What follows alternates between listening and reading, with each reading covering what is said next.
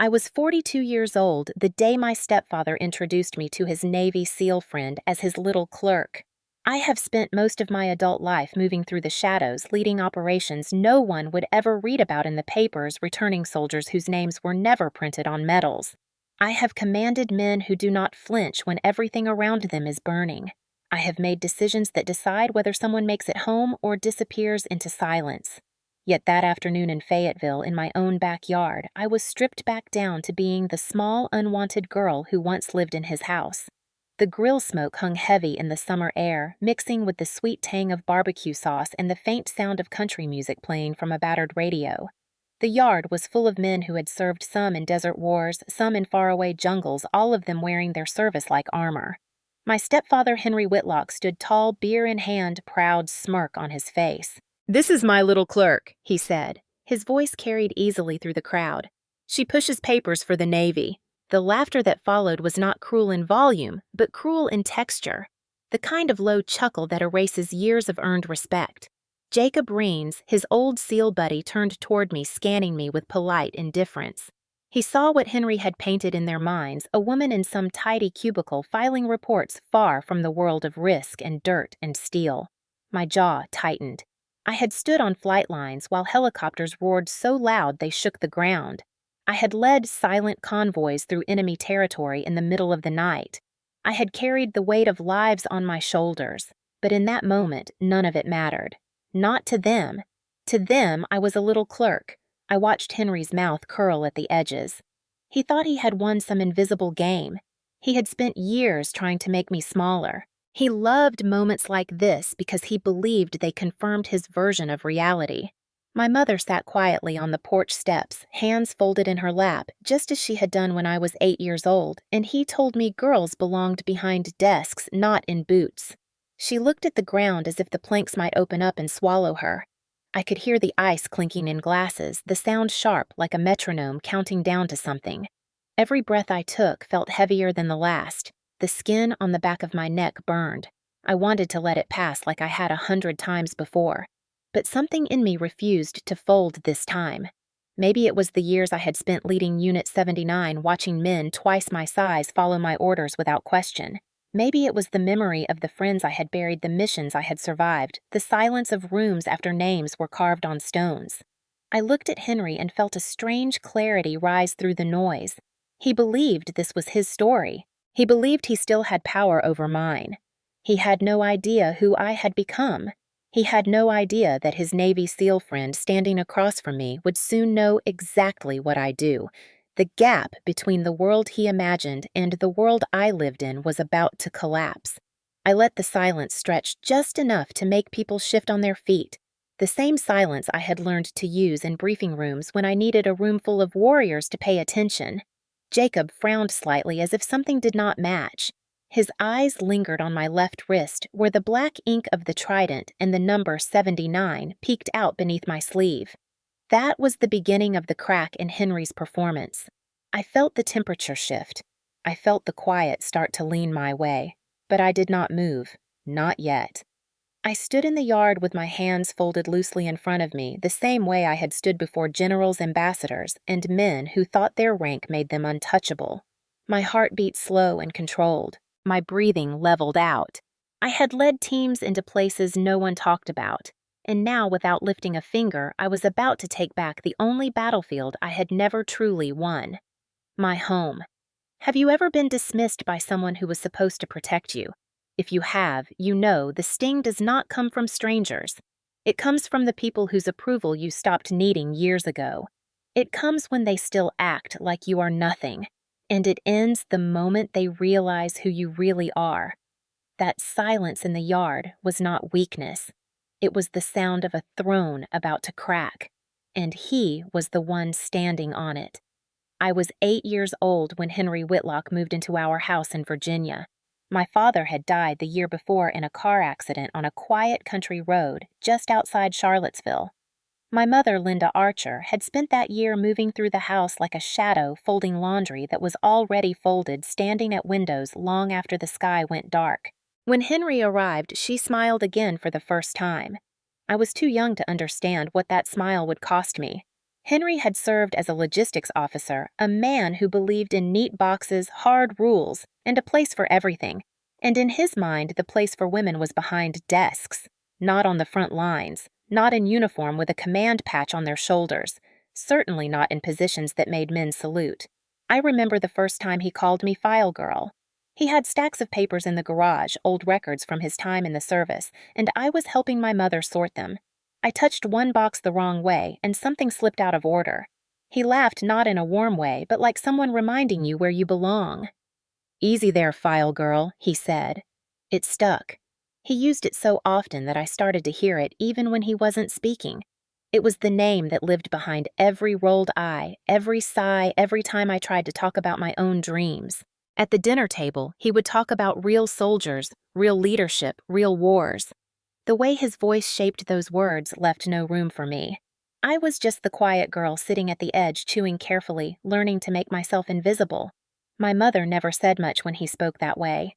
She would glance at me with soft, pleading eyes as if asking me to understand, to be patient, to wait until I was old enough to leave. But children don't understand patience. Children learn their worth by the way adults speak their names. And Henry made my name sound like something fragile and insignificant. When I was 10, I told him I wanted to be a pilot. He didn't shout. That would have been easier. He just laughed, a low, heavy laugh that filled the room. "You'll do great behind a desk," he said. "Every unit needs someone to file the reports." That was how he crushed things. Not with shouting, not with fists, but with certainty. When I was 13, he started talking about the Navy Academy as if it were a place reserved for boys born with calluses and fathers who owned rifles. I learned to stop talking about it around him. I started to keep my dreams folded tight like letters in a drawer. By 15, the house had become a quiet battlefield. He never touched me. He never had to. He controlled the air in the room. When he walked in, conversations stopped. My mother adjusted her posture. I learned how to calculate every word before it left my mouth. That kind of control burrows deep. It builds a wall between who you are and who you let the world see. I spent hours at night lying on my bed tracing the outlines of airplanes from old magazines, imagining the sound of engines instead of his voice. The summer I turned 17, the academy application was due. Henry made it clear. "You will not waste your life chasing fantasies," he said. He told me I would go to a local college, get a safe job, marry someone respectable. I listened. I nodded. Then when he was asleep, I filled out the application anyway. I wrote my essay in the kitchen with the light off, only the glow of the stove clock shining on the page. My hands were shaking, but steady enough to write the truth. I told them I wanted to serve. I told them I wanted to lead. I told them I would not spend my life filing someone else's dreams. I mailed it at dawn before school. When the acceptance letter came, my mother was the one who found it. She held it like something dangerous. She told me not to tell him yet. But secrets don't last in that house. He found the envelope a week later. He stood in the kitchen doorway, letter crumpled in his fist, looking at me as if I had betrayed him personally. He didn't yell. He just said, "Don't expect me to support this." And from that day forward, he never really looked at me the same. The warmth he once pretended to have vanished. I became a tenant in my own house, tolerated but unwanted. The day I left for the academy, my mother hugged me on the porch. Henry stayed inside. He didn't say goodbye. He didn't need to. His silence was the final brick in the wall he had built around me. But what he didn't know then was that the wall he built became the weight I trained against. Every sneer, every laugh, every time he called me file girl carved something sharper inside me. I swore I would make myself into something no one could dismiss. People talk about motivation as if it comes from glory or pride. Mine came from the sound of his voice, from the way he made my name small. I carried that sound with me to Annapolis. It followed me through training, through sleepless nights, through every time someone doubted me. He taught me to make myself small. The Navy taught me how to expand. I was 18 the day I stepped through the gates of the United States Naval Academy. I remember the air being colder than it should have been, crisp enough to sting the lungs and make every breath feel like a challenge. It felt like the world was trying to test me from the start. I carried a single duffel of folded acceptance letter and the quiet determination of someone who had spent their entire childhood being told what they could not do. The academy was built to break people down before it built them up. I learned to thrive in that kind of environment. The more they pushed, the quieter I became. The quieter I became, the sharper my focus grew. I did not need to be loud to win. I just needed to outlast the noise. I graduated with a commission as an intelligence officer, and at 22 I boarded my first destroyer as an ensign with a clean uniform and no illusions. My job was not glamorous. I spent nights poring over intercepted signals supply chain reports, obscure communication fragments that no one else had the patience to untangle. But I understood patterns. I saw threats where others saw static. When a convoy rerouted because of an analysis I made at 2 in the morning, the mission succeeded. I learned early that the battlefield was not just trenches and rifles. It was also rooms full of flickering screens and exhausted people making decisions that no one outside would ever know existed. By 26, I was a lieutenant working joint operations feeding intelligence directly to special warfare units. That was when I first crossed paths with SEAL teams. They were everything Henry believed mattered. Men built like stone living gods in uniform. Most of them dismissed analysts. To them, intel officers were background noise. I let them underestimate me. It gave me space to move. I learned their language. I learned their rhythms. I learned that men who kick down doors rely on someone to tell them which door to kick. I made sure that someone was me. The more precise I became, the less they ignored me. When my reports predicted an ambush in Kandahar and saved a 6-man team from walking into a kill zone, they started calling me by my rank instead of the desk girl. It was a small shift, but it was everything. By 30, I was a lieutenant commander running a fusion cell that coordinated intelligence across multiple theaters. I spent more nights awake than asleep. My hands smelled like cheap coffee and the recycled air of secure facilities. I spoke in briefings that decided where people would live or die. I worked with the CIA, DIA, and allied agencies whose names would never appear in any book. I lived in a world where the truth existed only in classified reports and encrypted comms. It suited me. I didn't need parades. I needed precision. When I was 35, I was read into Unit 79. It was not something you applied for. It was something they chose you for after years of watching how you operated when no one else was paying attention. Officially, it did not exist. Unofficially, it was the unit they sent when something went wrong and no one could afford to admit it. Hostage extractions, lost pilots, captured assets, high-risk missions in places the world pretended did not exist.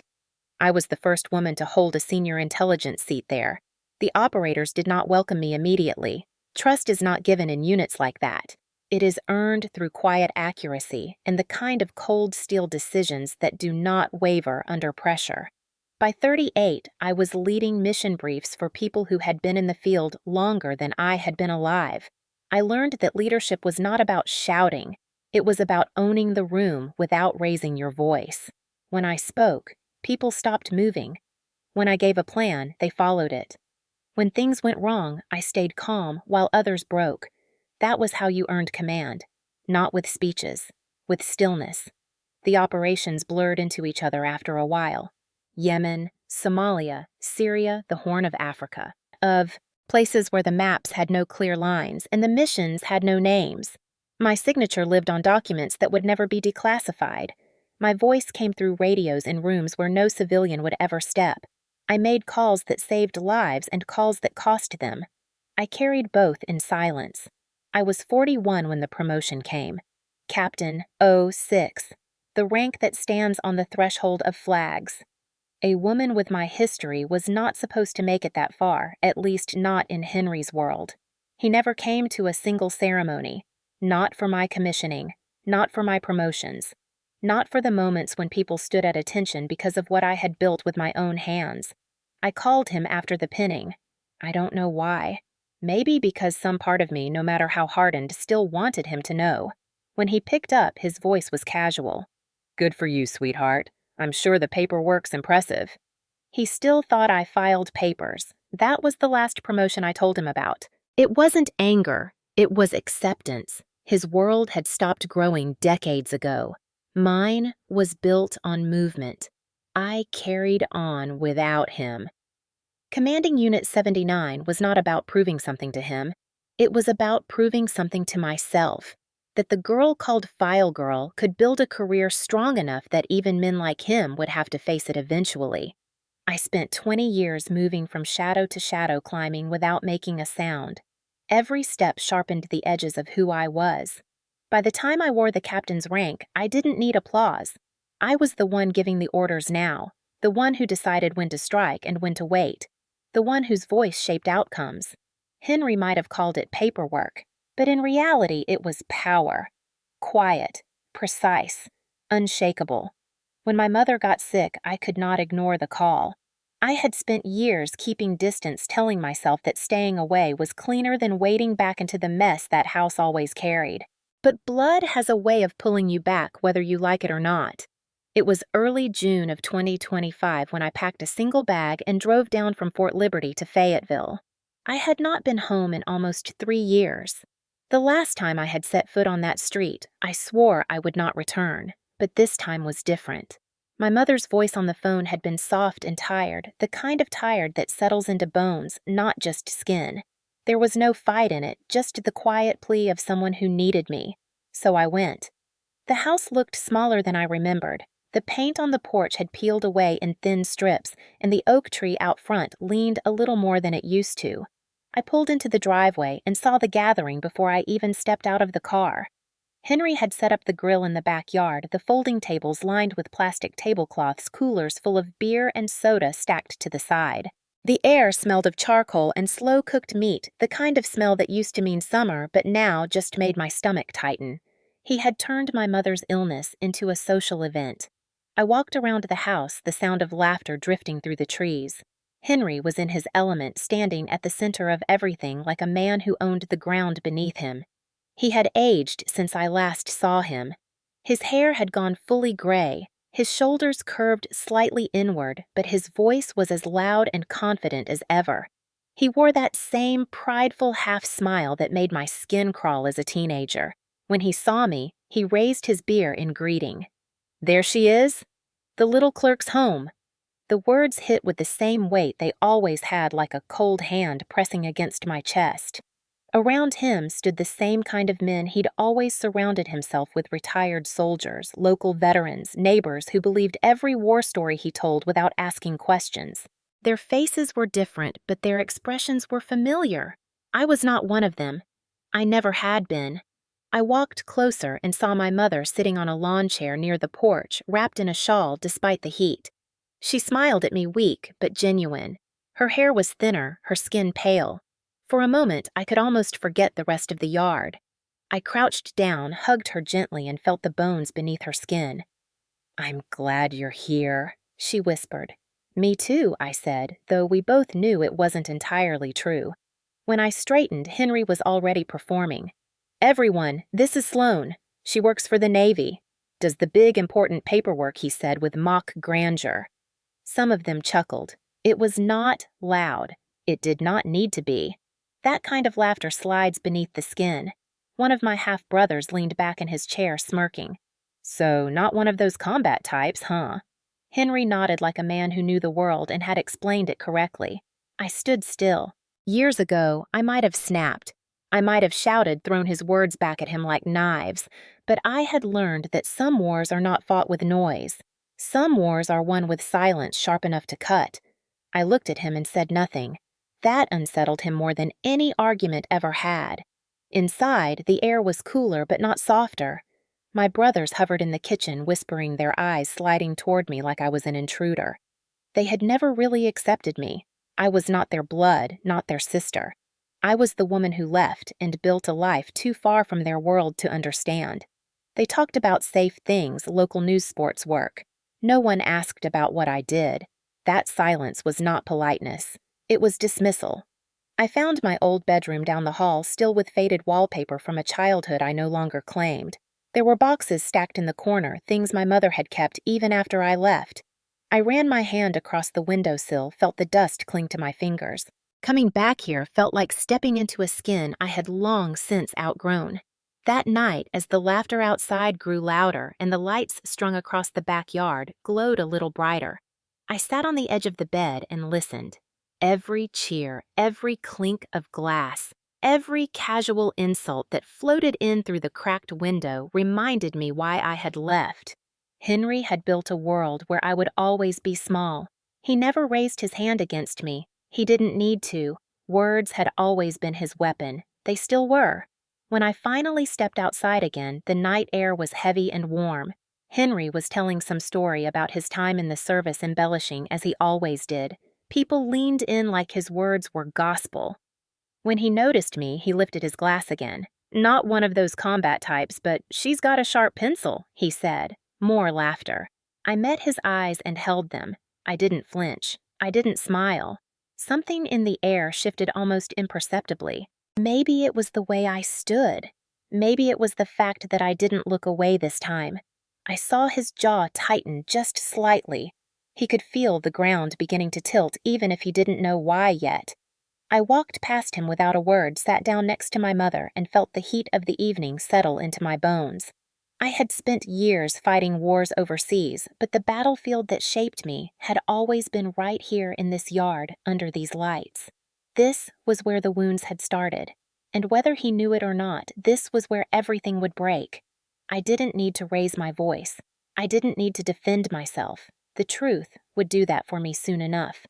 He thought this was still his story. He was wrong. The sun was still hanging low when the second wave of guests arrived. The yard was crowded with men in worn caps, faded military shirts, and boots that looked like they had survived more years than most marriages. They carried the heavy air of people who lived off stories from the past.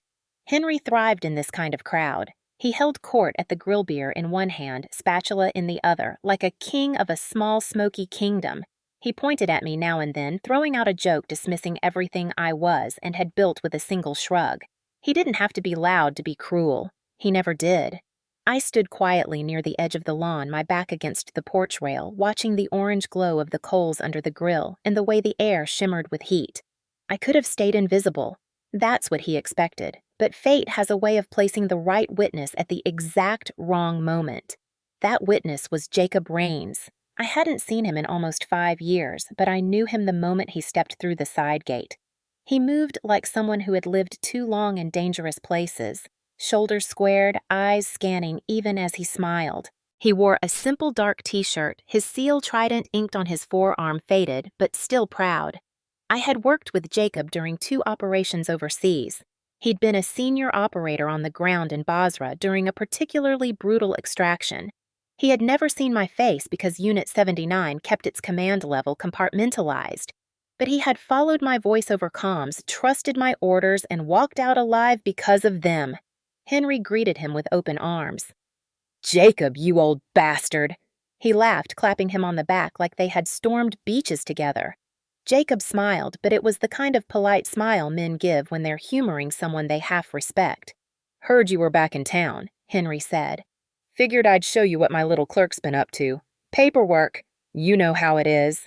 The words were the same as always, but this time they didn't just slide past. They landed in front of someone who knew exactly what those words did not mean. I watched Jacob's face. The polite smile didn't change, but his eyes flicked toward me with the subtle alertness of a man used to reading the temperature of a room. Henry turned to me with a mock flourish. "Jacob, meet Sloane. She's the one who makes the coffee and files the forms that keep the Navy running." His friends laughed again.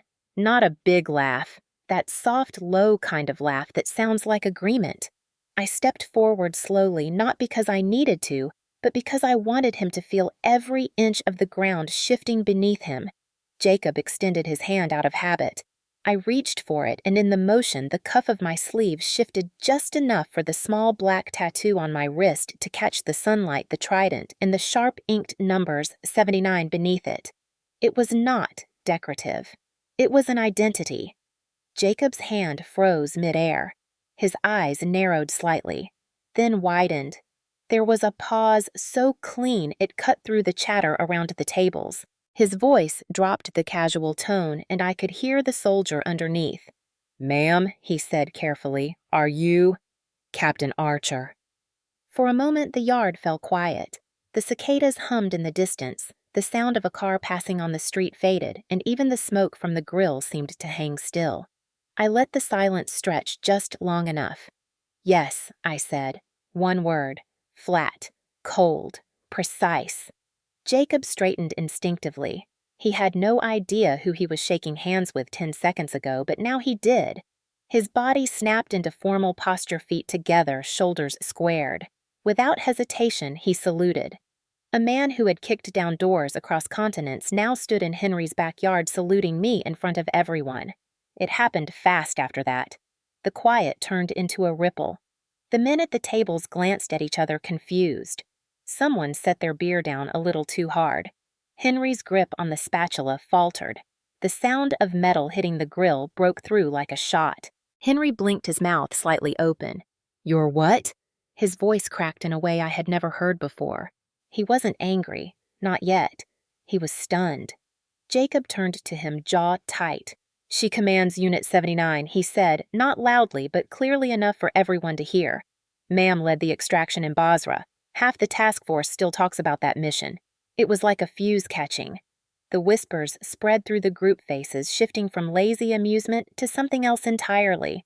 Unit 79 was a name that didn't appear on records, but veterans like these knew what it meant. They knew it wasn't paperwork. They knew it meant operations so far off the books they were barely shadows.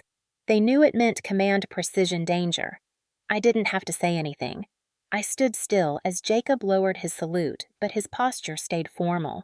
His respect was not for show. It was muscle memory built on trust and survival.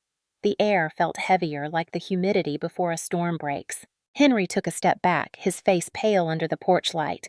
He tried to laugh the way he always did to reclaim ground. "That's no, she's not."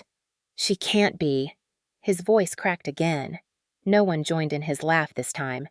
Jacob didn't look away from me. "Respectfully, sir," he said, the "sir" more habit than sincerity. "You've been talking about your stepdaughter like she's a clerk, but this woman is the reason some of us made it home." The men who had laughed earlier shifted uneasily.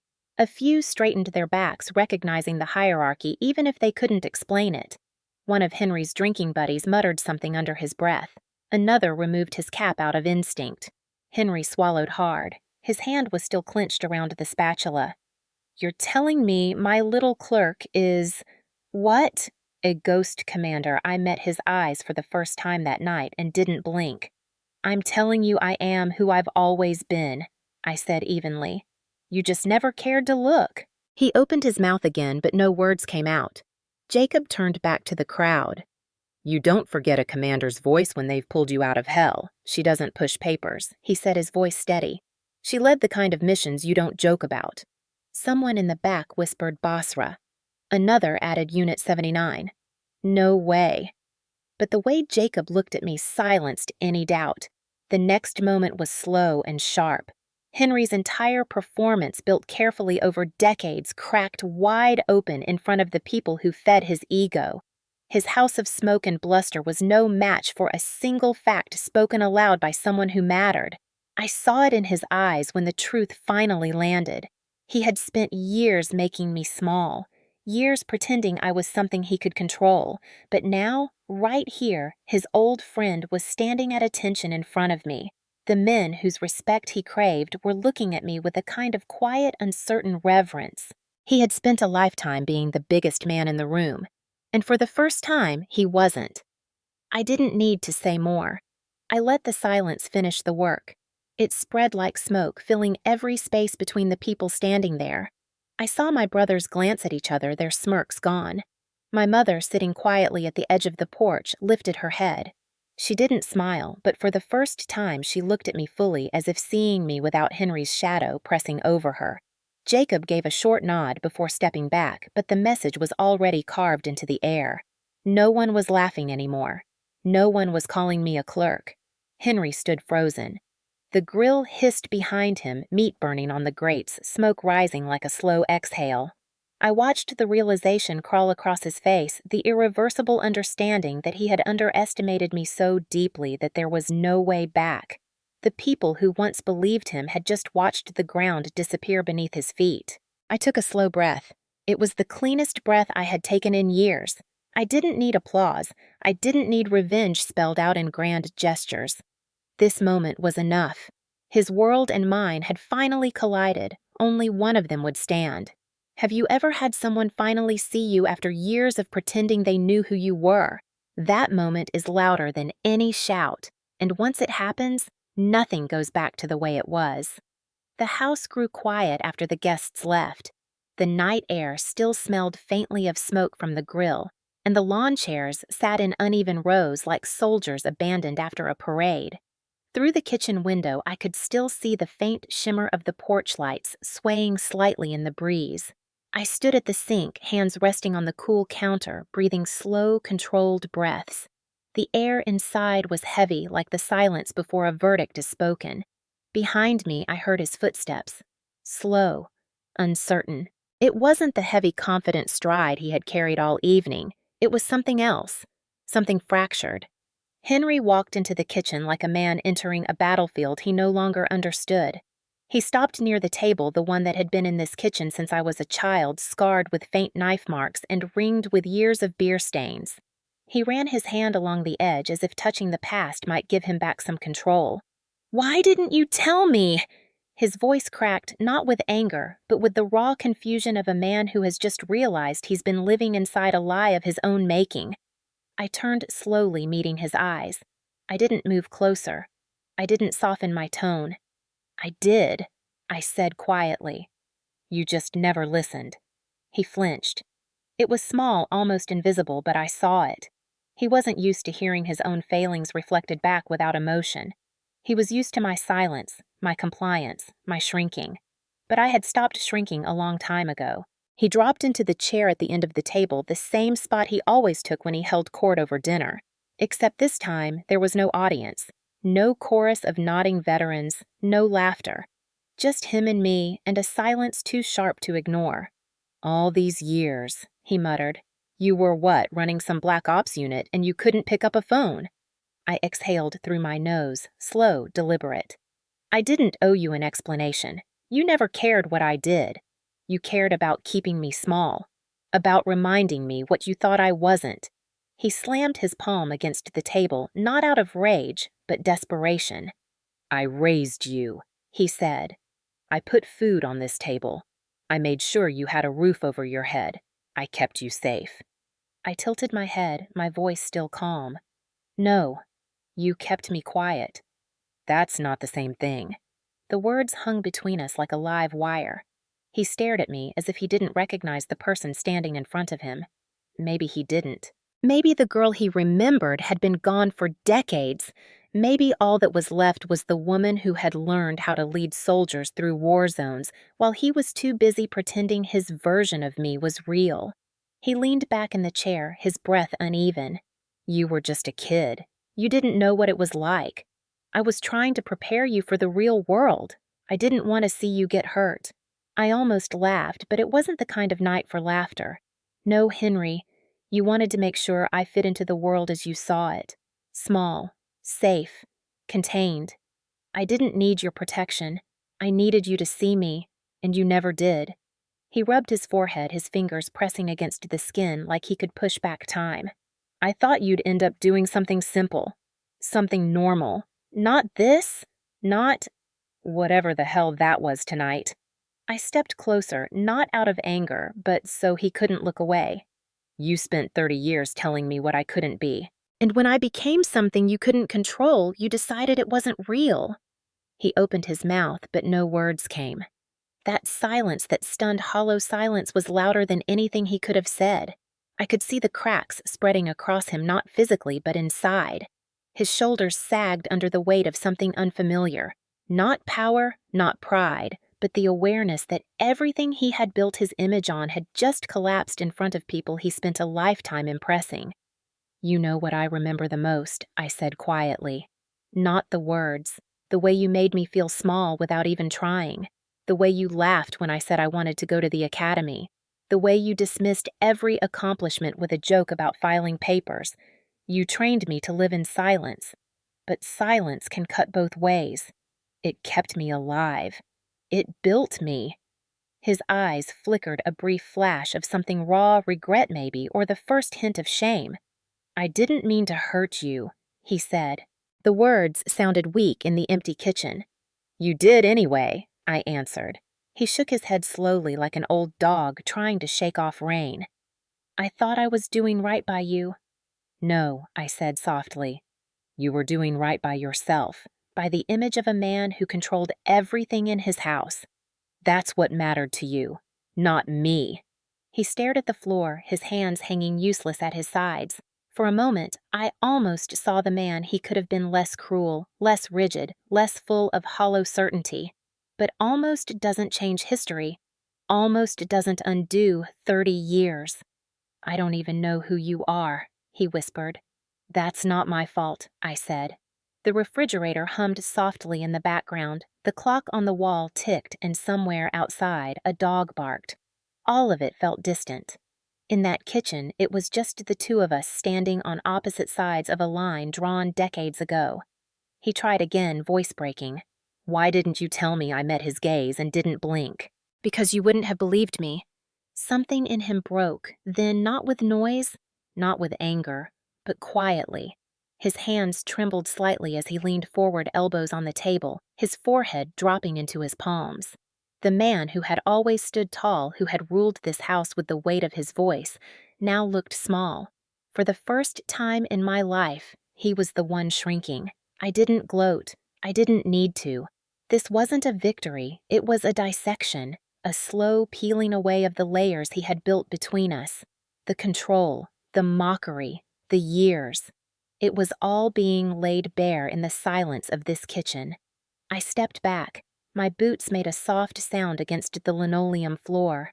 I watched him for one last moment, the man who had spent my entire childhood believing he owned the story. Tonight he learned that he was just a footnote in mine. Without a word, I turned and walked toward the front door. I didn't look back. I didn't need to. Behind me, I heard the faint sound of the chair creaking, his body folding into itself. That sound, the sound of him realizing that the power he once held over me was gone, was cleaner and sharper than any argument could have been. I stepped out into the night. The air was cool, carrying the scent of rain far off. The porch light cast long shadows across the yard, the same yard where his world had cracked just hours earlier. For the first time, the house didn't feel like it owned me. It felt small, contained, just a structure, no longer a cage. Inside, Henry sat alone at the kitchen table. I could picture him there without even turning around, hands pressed to his face, breathing uneven, trying to piece together a story that no longer belonged to him. For decades, he had been the one who decided what I was. That night, I took it back without raising my voice. There are battles you fight with guns and strategies. And then there are battles you win by simply walking away while the other person realizes they never had control to begin with. This was the latter. He stayed sitting. I kept walking. And for the first time in my life, the sound of my footsteps didn't echo against the walls he built. They led away from them. 2 weeks later, the entire town seemed to know. It started as whispers, the kind that drift through veterans' halls and barbershops, where the walls have heard a lifetime of war stories. But whispers have a way of growing teeth. By the end of the week, every man who had stood in that backyard barbecue was telling their version of what happened. They told it over beers, over pool tables, over old stories about places they never really left behind. Henry's stepdaughter, someone, would start leaning in turns out she's not some paper pusher. She's the captain of Unit 79, the real damn deal. It wasn't just a story anymore. It had become a small legend in a town that thrived on legends. I didn't have to be there to hear it. I could feel it. I saw it in the way my phone lit up with messages I didn't answer. Old neighbors, distant relatives, people who had ignored me for decades suddenly wanted to remember my name. They wanted to touch the story. They wanted to claim they'd known all along. But they hadn't. None of them had. Henry, for the first time in his life, was on the wrong end of the story. The men he used to drink with at the VFW began to look at him differently. Their laughs were quieter when he walked in. They no longer leaned forward when he spoke. They started asking questions. Real questions. How the hell did you not know you called her a clerk? She's been running one of the most classified units in the Navy, and you didn't show up to a single ceremony. Their tone wasn't cruel. It was worse. It was laced with disbelief, the kind that stings deeper than mockery. I imagined him standing there, gripping his beer like a lifeline, trying to salvage a story that had already slipped out of his hands. All his little boasts, all the years of dismissing me to make himself feel taller, had turned on him. It was his turn to feel small in the same rooms where he had once held court. Meanwhile, my mother had changed in ways I didn't expect. When I stopped by her house to check on her the following weekend, she sat at the kitchen table, hands folded around a lukewarm mug of tea. The silence between us was different this time. Not the old silence built from fear and obedience, but something softer, unsteady like a bridge that hadn't been walked on in years. She lifted her head slowly, her eyes more tired than I remembered. "I should have protected you," she said quietly. "Back then, I should have stood up to him." I didn't answer right away. There were so many years in those words, so many nights when she had looked away instead of speaking. I could see the weight of it pressing down on her now, the regret settling deep into her bones. "I know," I finally said. "But you didn't." She flinched, but she didn't argue. She nodded, accepting the truth like someone swallowing glass. She reached out fingers, brushing mine across the table. "I'm sorry, Sloane. The apology came 30 years too late. But it came. And that mattered more than I expected. I didn't forgive her fully that night. Some wounds don't close that easily, but I let the apology sit between us, quiet and real, like a fragile truce. I left Fayetteville the next morning. The highway stretched out under the summer heat, the hum of the tires, a steady rhythm that calmed me. As the miles rolled away, the weight of that house, that backyard, that man's voice began to dissolve behind me. I had a unit to run missions, to plan lives to move. My world had never been there. It had always been here inside the gates of Fort Liberty, where my voice carried weight, not because of who my stepfather thought I was, but because of what I had built. By the time I walked into the JTF briefing room that Monday morning, everything felt sharp again.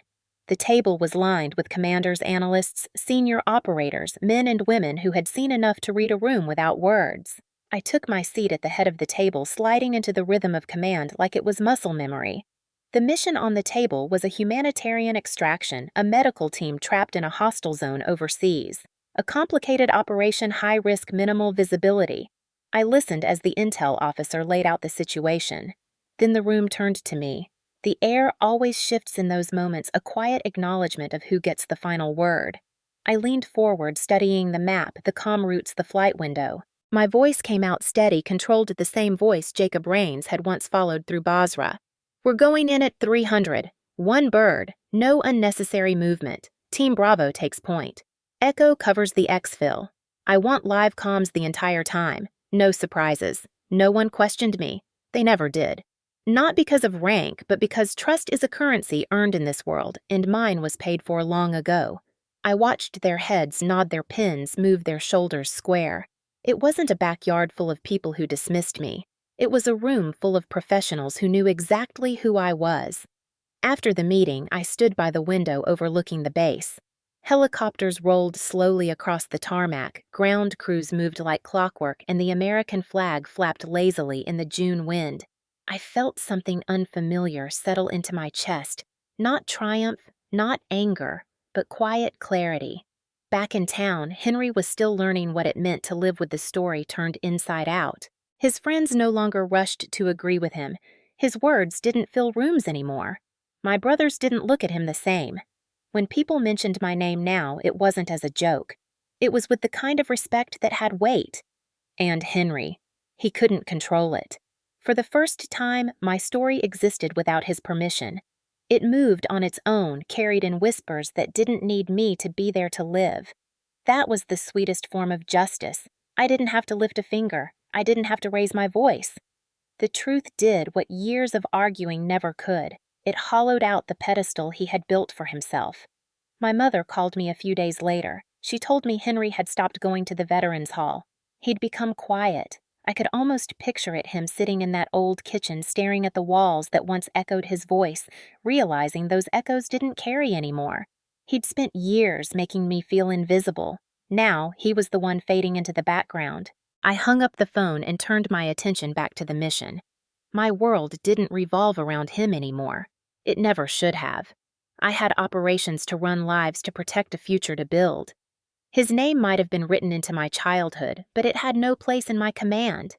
The day the team lifted off for the operation, I stood on the flight line, the rotor wash whipping against my uniform, the night air cold against my face. I watched them disappear into the darkness, every detail of the plan carved into their bones. There was no fear in my chest, just precision. This was where I belonged, not in kitchens where old men demanded silence, but in places where silence meant control strategy survival. As the helicopters became small dots against the horizon, I let out a breath I hadn't realized I was holding. This was what power felt like, not the kind that needed applause or validation, the kind that lived in the quiet certainty of knowing exactly who you are. In a small town 2 hours away, Henry Whitlock was just beginning to understand what it felt like to be on the other side of that silence. He had spent decades shaping the story. Now the story had left him behind. 2 months passed before I saw him again. The summer heat had settled over Fort Liberty like a heavy blanket, thick and unmoving, the kind of heat that slows everything down except the hum of the base. I had just finished a morning briefing with my executive officers and was crossing the courtyard when one of the gate MPs called over the radio, his voice calm but edged with curiosity. "Ma'am, there's an older man at the main gate asking for you by name. Says he's family." I didn't need to hear the name. I already knew. When I approached the gate, I saw him standing just beyond the security checkpoint, hands jammed awkwardly into the pockets of his faded khaki jacket, his shoes dusty from the walk. He looked smaller than I remembered, not in height, but in presence. The man who had once filled rooms with his voice now seemed swallowed by the open space of the base. His hair had thinned more in the past 2 months, his face pale, his eyes dull in a way I had never seen. Behind him, the chain-link fence separated 2 worlds that had never truly mixed, his world built on stories and posturing, and mine built on action and fact. Captain Archer, the MP, asked quietly, as if unsure whether to let him through. I nodded once. "I've got it." I walked toward the gate slowly, not because I was unsure, but because there was no reason to hurry. He wasn't a storm anymore. He was just weathered debris carried in after the storm had already passed. When he saw me, he straightened, trying to summon the version of himself he had lived inside for decades. But the act didn't hold. His shoulders slumped again, almost immediately. "Sloane," he said, voice rough and low, as if he'd rehearsed the word too many times and it still didn't sound right. "Henry." I didn't give him more than that. He glanced at the guards at the massive gates, at the soldiers moving in and out of the base with purpose. His world was small compared to this. He cleared his throat. I didn't know where else to go. I kept my hands at my sides, calm and steady. "You could have stayed where you were." He winced, like the words hit him harder than expected. "I need to talk to you." I didn't move to open the gate. I let him talk through the fence. There was something poetic about it, how he had spent my entire life building invisible walls between us, and now there was a real one he couldn't get past without my permission. "Things are bad," he said.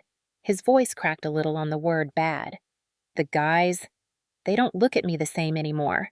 They don't listen. They laugh. You know how it is in a small town. Once a story spreads, it doesn't stop." I didn't respond. I just watched him, letting the silence stretch. "They don't respect me anymore," he continued. "They used to listen to me. They used to come to me. Now I'm just—" He swallowed hard. "Just some old fool who didn't know the truth about his own family." I felt no pity. Not because I was cruel, but because this wasn't new pain. It was just his turn to feel it. For years, I'd lived on the receiving end of his certainty. For years, I'd been the punchline to the stories that built his pride. Now those stories had turned against him, and all he had left was the echo. He stepped closer to the fence. "I need you," he said, finally, the words shaking as they left his mouth. "You're the only one who can fix this." There it was, the audacity of someone who had spent a lifetime dismissing me, now asking me to save him from the weight of his own choices. I didn't step closer. I stood exactly where I was, boots planted on the solid ground that belonged to me, not to him. I fixed myself 20 years ago, I said quietly. This is yours to live with. He stared at me, his mouth slightly open like he didn't quite believe what he had heard.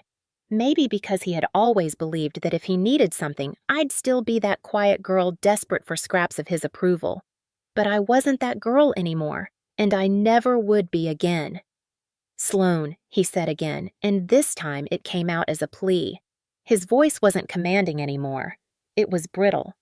I just want a chance to make things right. You had 30 years of chances, I said. You used every one of them to make me smaller. You don't get another. He ran a hand down his face, the skin of his palm rasping against the stubble on his jaw. His shoulders shook once, not from tears, but from the sudden unbearable realization that there was nothing left to hold on to. He tried again, his voice hoarse. I know I screwed up. I know I treated you wrong. But you're all I've got. I tilted my head slightly. And you thought I'd be here waiting. His hands gripped the fence. I don't know what else to do, he whispered. That's not my problem, I said. It never was supposed to be. The guard at the gate shifted uneasily, but I didn't break eye contact with Henry. He was unraveling in real time, standing at the edge of something he couldn't control. It wasn't loud. It wasn't explosive. It was quiet. And quiet was always what he feared most. He lowered his hands slowly, his fingers leaving faint imprints in the metal of the fence. You're really not going to help me? I didn't hesitate. No. There was no anger in my voice, no triumph either. Just a clean, cold finality, the kind that comes when something has already been buried and the only person who hasn't accepted it is the one still standing at the grave. For a long moment, he just stood there. His eyes searched mine for some trace of the girl he'd once controlled, the girl who used to stay quiet, the girl who used to flinch when he raised his voice. But she was gone. All that was left was the woman who had built her life without him and had no interest in rebuilding anything with him now. He stepped back from the fence, shoulders slumping under the weight of his own story. I guess I deserve that, he muttered. Yes, I said simply. He looked around like maybe the world would give him some other way out. But there wasn't one. Not this time. He nodded slowly, the motion weak and broken. Goodbye, Sloan. I didn't answer. He turned and started walking away down the road that led out of the gate. The sun hit him from behind, casting a long shadow that stretched far but carried no weight. He looked smaller with every step, not just older diminished. The pedestal he'd spent his life building for himself had finally crumbled, and all that remained was a man alone with his own choices. I stood there until he disappeared from view. No tears, no anger, no satisfaction. Just silence. People think revenge is loud, that it's fire and fury and payback wrapped in a single dramatic moment. But sometimes the most perfect revenge is quiet. It's standing on your own ground while the person who tried to take it from you realizes they can never set foot on it again.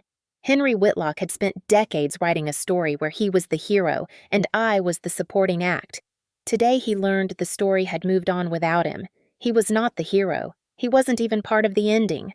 The MP cleared his throat softly. Ma'am, you want us to log that visit?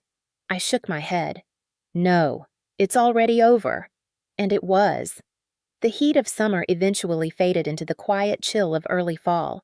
Fort Liberty shifted with the season. The air felt clearer in the mornings, the sunrise sharper. Operations never slowed down, but something inside me had. It wasn't weakness. It was steadiness, a different kind of strength I hadn't known how to name before. I had spent most of my adult life surviving, fighting, proving. But now, for the first time, I was teaching.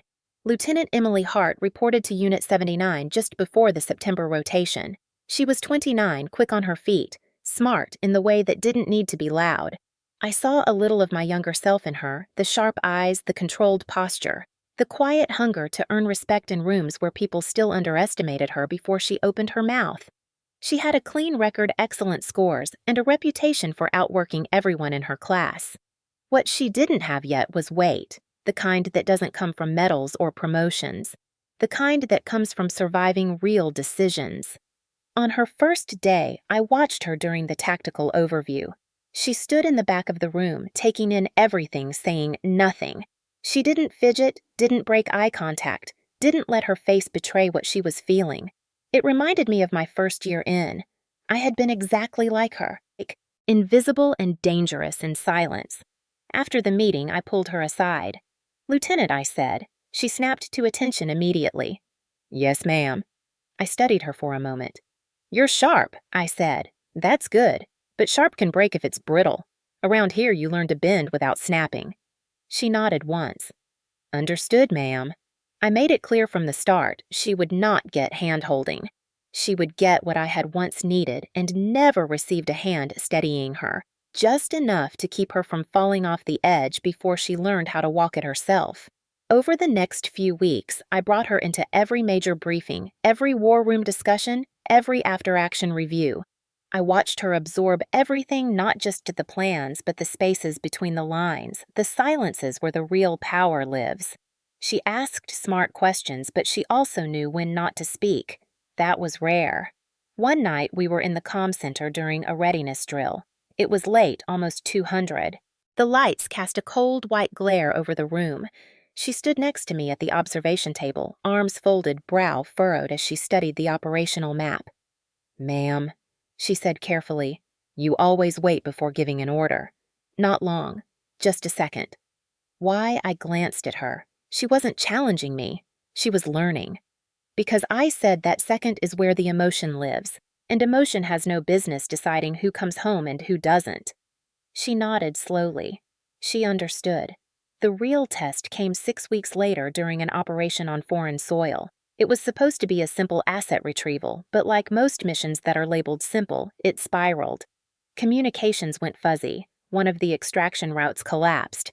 I was in the operations room at Fort Liberty monitoring through live feeds and intermittent radio bursts. Emily was forward attached as a tactical intel liaison, her first real deployment in a leadership role. Her voice came through the comm, steady but clipped, reporting the developing situation.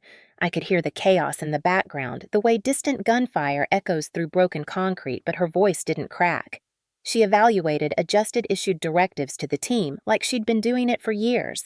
I listened silent as she rerouted the convoy, coordinated an airlift, and stabilized what could have been a disaster.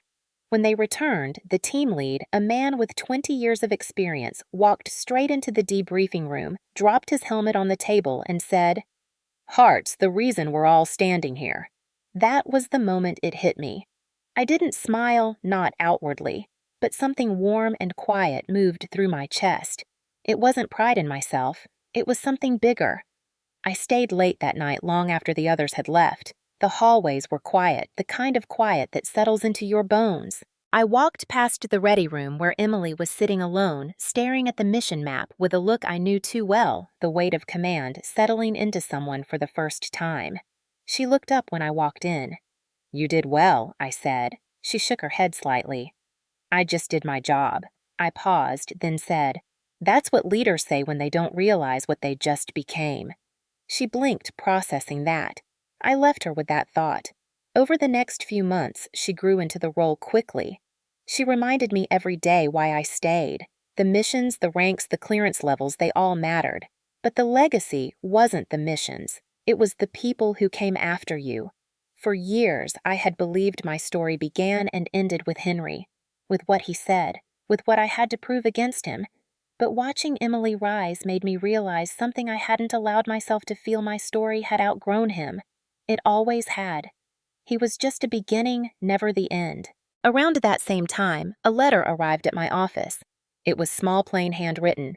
No return address, but the shaky handwriting on the front was unmistakable. Henry. I sat at my desk for a long time before I opened it. It wasn't long, just a single page. His words were uneven, hesitant, full of the kind of things men like him only say when the world has finally caught up to them. He said he was sorry. Sorry for what he did. Sorry for what he didn't do. Sorry for who he had been. He wrote that the house felt too quiet now, that he had lost friends, that he didn't expect forgiveness, just wanted me to know he saw it now, all of it. I folded the letter slowly and placed it in the top drawer of my desk. I didn't respond. I didn't need to. His apology wasn't for me. It was for himself. And I wasn't going to carry his need for absolution. Word of him trickled through town occasionally. I heard from my mother that he had grown frail, that he spent most days alone on the porch, staring at nothing in particular, that he no longer told stories at the VFW. His world had shrunk down to a single house and the sound of silence. It wasn't revenge. It wasn't punishment. It was consequence. Meanwhile, my world had expanded. The unit thrived. Missions succeeded. And Emily Hart became one of the sharpest officers I'd ever trained. I started calling her in for higher-level briefings, giving her the seat I used to fight for. When she issued her first operational directive without looking to me for confirmation, I knew she had arrived. One night, after another long shift, I walked the empty corridor outside the command center. The fluorescent lights hummed overhead. I could see my reflection faintly in the glass hair pulled back uniform, crisp the small black ink of the trident, and 79 still etched on my wrist. I thought about that backyard, about the laughter, about the years of shrinking myself to survive. And then I thought about Emily standing at the front of the room, holding her own. That was legacy, not the scars someone else gave me, not the battles I fought in silence, but the space I carved open for someone else to walk through without the weight I carried. That was the kind of quiet victory no one could take from me. Henry's letter stayed in the drawer untouched. I didn't need to forgive him. I didn't need to fight him anymore either. He had faded into the corners of my story, and I had outgrown the need to look back. There's a strange kind of peace that comes when the thing that once defined you no longer does. Mine came quietly, not with parades or speeches, but in the rhythm of boots on a flight line and the sound of another officer taking the lead, in the knowledge that the next generation would not have to spend their lives proving themselves to men who never deserved to define them. That was enough. The leaves in Arlington are always different in the fall. They don't just turn, they shift in quiet, deliberate layers of gold amber and burnt red that seem to hold the weight of memory. I walked slowly along the paved path, boots crunching against the early carpet of fallen leaves, the crisp air threading through the collar of my uniform.